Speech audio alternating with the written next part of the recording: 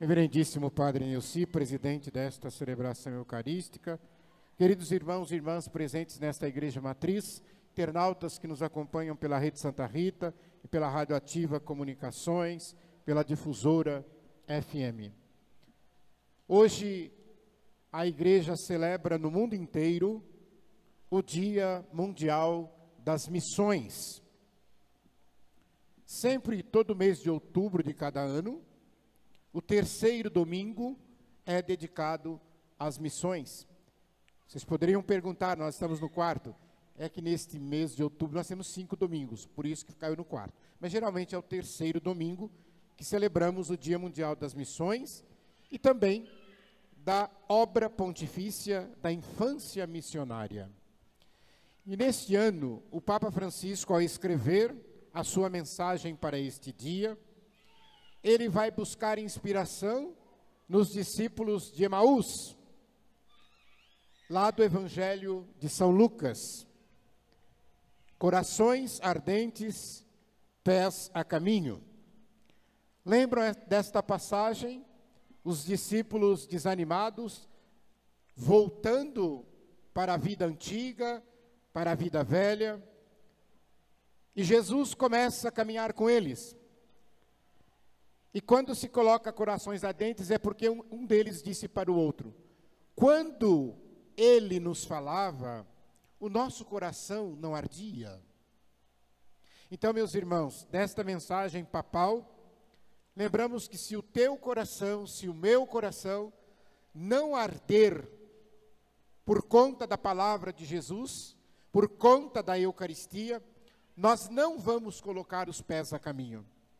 A gente diz assim, fica na igreja marcando o passo, ou seja, faz de conta que vai, mas não vai, o pé nunca sai do mesmo lugar, você não evolui espiritualmente na sua fé, que não cresce, porque é aquela fé pequenina, que não aceita desafios, que não quer sair do seu comodismo. E nós vemos aqui, na liturgia, essa passagem de Isaías, um dado interessante. Deus vai levantar um estrangeiro. Deus vai levantar alguém que não pertencia ao seu povo para fazer a libertação acontecer. Ciro é quem vai libertar o povo que estava no cativeiro da Babilônia. E aí serve para nós, que às vezes precisa de vir alguém de fora para puxar a orelha de nós que estamos dentro da igreja. Porque às vezes a gente fica aqui dentro, a gente acha que só as pessoas aqui é que Deus escolhe. Não, Deus escolhe onde Ele quer, quem Ele quer, para fazer do jeito que Ele, Deus, quer que seja feito. Então, por isso, essa leitura nos traz esta grande lição. Ele foi escolhido, e ele, por ser escolhido, foi fortalecido para que aquilo pudesse acontecer. Geralmente, nós homens temos, às vezes, a mania de colocar como mérito nosso algumas coisas que acontecem na nossa vida. E todos os santos nos ensinam uma coisa, e que nós devemos carregar conosco. Porque muitos dizem assim, eu quero ver o dia que fulano morrer, como é que vai ser? Na vida dos santos isso aconteceu também. Muita gente dizia assim, o dia que Francisco de Assis morrer, a congregação que ele criou vai afundar, vai acabar. O dia que Teresa de Ávila morrer, o dia que a Madre Teresa morrer, as irmãs da caridade acabam. Triste pensamento. Porque então você está colocando que aquilo que está acontecendo na obra é mérito dela. Não, é de Deus. E eu costumo dizer, se alguém está fazendo algo em nome de Deus, e essa pessoa morre e a coisa acaba, aquilo não era de Deus, era dela. Ela morreu, acabou. Porque se é de Deus, permanece. É por isso que a igreja perspassa os milênios, segundo já. Entra papa, sai papa, entra bispo, sai bispo, entra padre, sai padre, mas a igreja continua. A igreja vai, porque ela é dirigida por esse Deus que escolheu Ciro. Depois, nós podemos dizer, as nossas limitações também diante de Deus. Se Deus for olhar para os nossos defeitos, para os nossos pecados, eu fico a imaginar que não sobraria ninguém para que Ele pudesse escolher.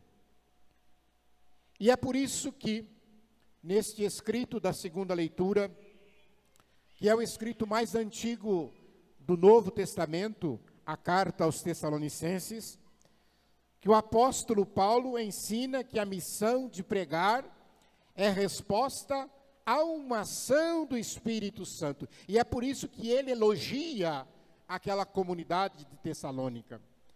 É como quem disse, ele fala o nome de Paulo, Silvano, Timóteo. Então, ou seja, os três estão admirados pela fé, admirado pela pregação, admirado pelas provas que eles suportaram, mas eles passaram. Quando nós olhamos hoje ao nosso redor, quantas pessoas sofrem, que a gente olha para elas e diz assim, meu Deus, como é que está aguentando? Deus é a resposta.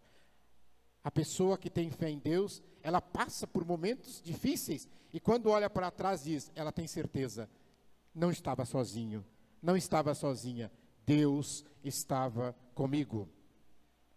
E o evangelho de hoje é muito atual, principalmente porque neste mundo em que nós vivemos, nós poderíamos dizer que às vezes nós vangloriamos mais os Césares, os Quizares, do que propriamente aquele que merece toda a glória, que é Deus. Dai, pois, a César o que é de César e a Deus o que é de Deus. Nós diríamos então que devemos dar ao mundo o que é do mundo. Devemos dar a Deus o que é de Deus. Me lembro de uma passagem no capítulo 17 do Evangelho de João. Muitos chamam de a oração sacerdotal. Imaginem vocês que belíssima cena. Jesus de joelhos. E ele de joelhos olha para o Pai.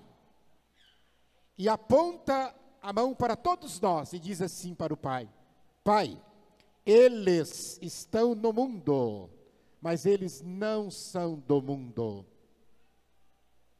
Olha que oração bonita.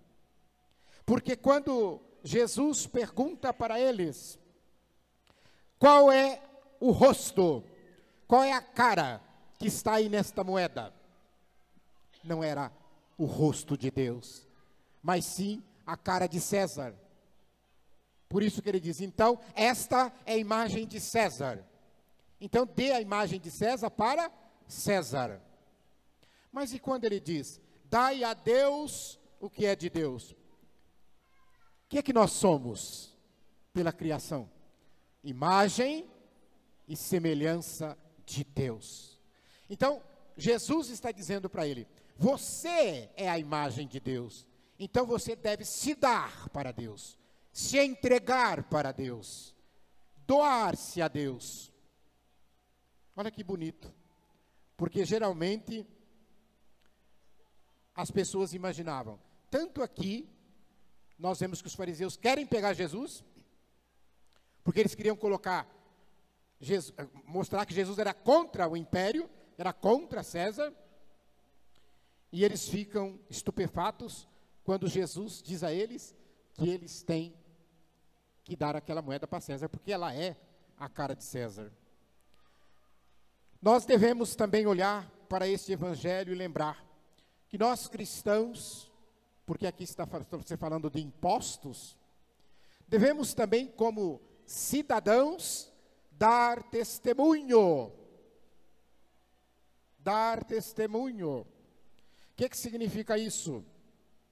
Significa que pode acontecer, vez ou outra, de repente, um imprevisto aconteceu e não teve o dinheiro para pagar uma ou outra coisa. Mas a gente sabe que tem muita gente que é contumaz, às vezes, em não cumprir com as suas obrigações de cidadão e de cidadã. Entre elas, os impostos. Então, imagina a pessoa, ela quer andar com o carro, mas não paga o IPVA, ela não está com a carta em dia, ela não está com os impostos em dia. Então, isso é um mau exemplo que nós não devemos dar. Nós devemos buscar andar de acordo com a lei dos homens, desde que esta lei dos homens não fira, não seja contrária à lei de Deus. Então esta moeda que traz o imperador dizia-se Deus, ao qual todos deveriam se curvar diante do César, deviam cruzar diante do imperador romano. Então, meus irmãos, César Augusto era Deus para eles. Mas Jesus vem dizer que não. Jesus vem dizer que o nosso Deus é aquele que nos deu a sua imagem e semelhança. E para que esta imagem de Deus se torne visível nesta terra, nós devemos, como homens e mulheres, cada dia da nossa vida, tentar se assemelhar mais e verdadeiramente ser imagem de Deus e não imagem de César. Porque infelizmente, às vezes, quando nós vemos comportamentos de alguns cristãos, a gente imagina, está mais para César do que para Deus.